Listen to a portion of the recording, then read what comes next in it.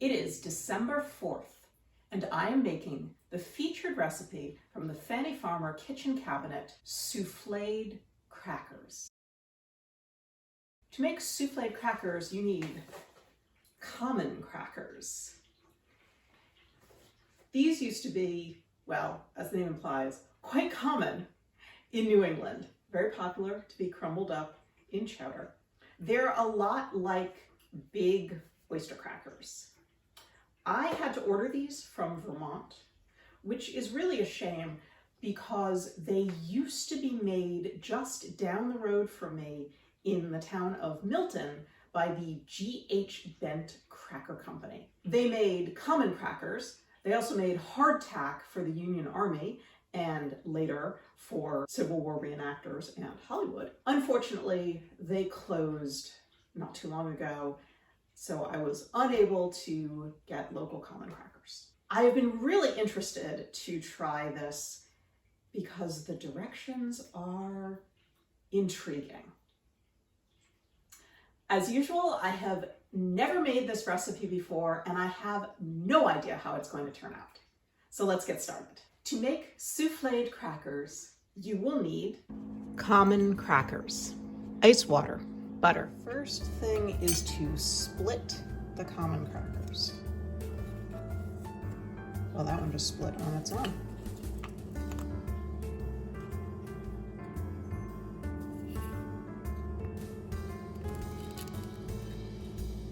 There we go. Nice and easy.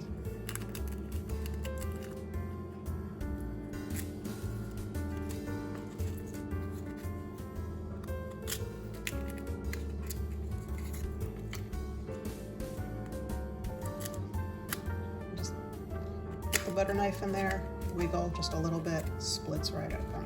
Then we are going to soak in ice water to color.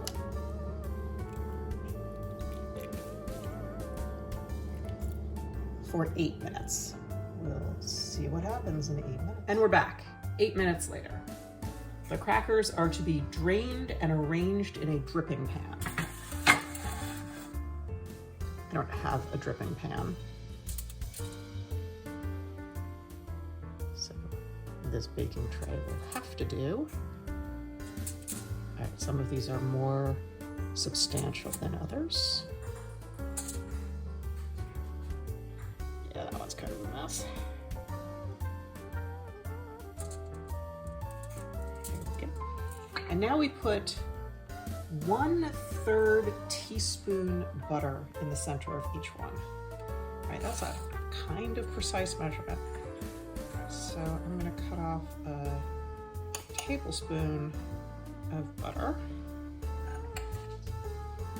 which is 3 teaspoons. So I'll cut it into thirds.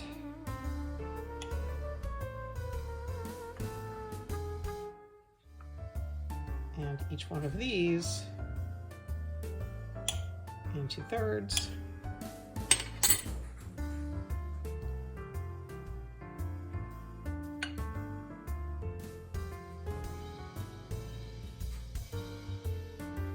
She says in the center of each one. There we go. In the center. Gotta be precise. That's what Fannie Farmer says. So that's what we do. And then we bake in a hot oven. Let us go to the hot oven. A hot oven is between 400 and 450 degrees. I am splitting the difference at 420 because this is such a small bake. I'm using my toaster oven.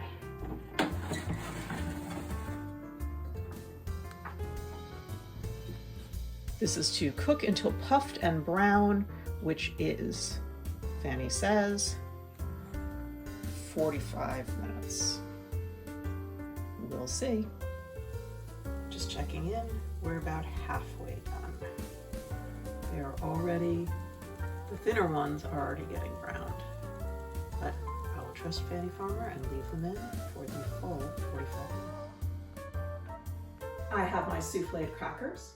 I also have a cup of tea because Fannie Farmer says these go well with the 5 o'clock cup of tea, which is a little weird. I think of tea time as 4 o'clock, but let's see how they are.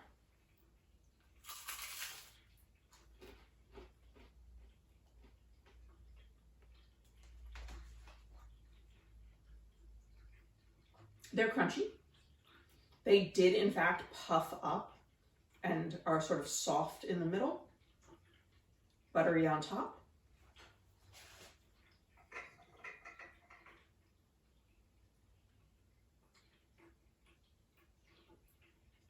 They are in fact good with a cup of tea. Fannie Farmer says you can also serve them with soup, which is probably what I'll do for lunch. And they weren't at all hard to make. Right, just split the crackers, which was kind of fun. Soak them in cold water, which is necessary to get them to puff up. Put that very precise amount of butter on them. Honestly, if I made them again, I would just give them a little dollop. The problem was the baking. So the thicker crackers turned out very nicely. What I didn't show you on camera is the thin ones, which got really overbaked and in fact kind of burnt in spots. And not good at all. So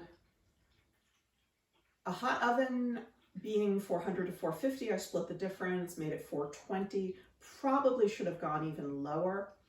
And I was trying to give Fannie Farmer the benefit of the doubt and cook them for the full 45 minutes, but that was way too much. I pulled them out at about 40 and probably should have pulled them out about 5 minutes sooner. So if you are going to make them, keep an eye on them when they're in the oven and pull them out when they are golden and puffed up, and don't let them get too dark. They were kind of fun to make. I might do it again. After all, I have a whole box of common crackers. So if you get your hands on a box of common crackers, give it a try. Let me know what you think. Enjoy.